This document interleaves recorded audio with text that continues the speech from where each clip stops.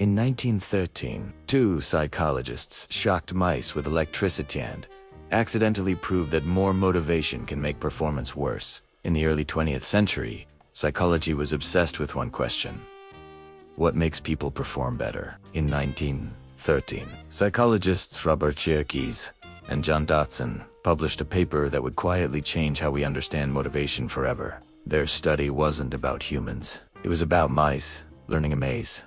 The experiment was simple. The mice were trained using electric shocks as motivation.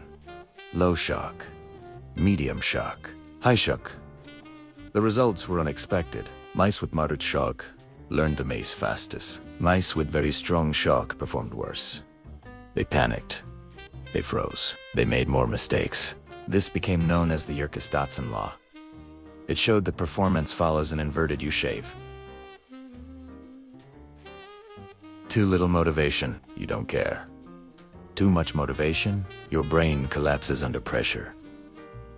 This wasn't just about mice. Later research showed the same pattern in students, soldiers, athletes, and workers. High pressure improves simple tasks, but it destroys complex thinking. That discovery didn't stop motivation culture. In the mid-20th century, productivity experts pushed harder incentives, bonuses, rankings, punishments, constant goals. Then came another shock. In the 1970s, psychologists Edward Deci and Richard Ryan studied something called intrinsic motivation, doing something because you enjoy it. They ran experiments where people solved puzzles they already liked. Then they added external rewards, money, prizes, praise.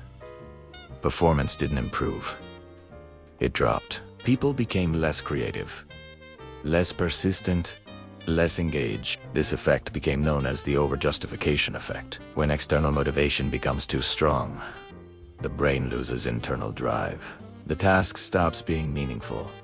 It becomes pressure. In one famous experiment, children who loved drawing were rewarded for it. Later, when rewards were removed, they drew less than before. Motivation had replaced meaning, and when motivation disappeared, so did effort. Neuroscience later explained why. High motivation triggers dopamine, the brain's want chemical.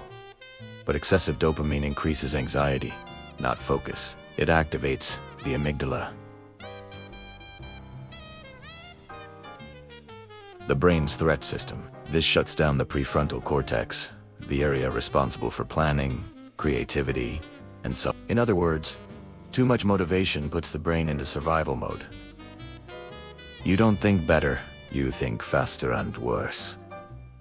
This is why people procrastinate on goals they care about deeply. Why perfectionists freeze.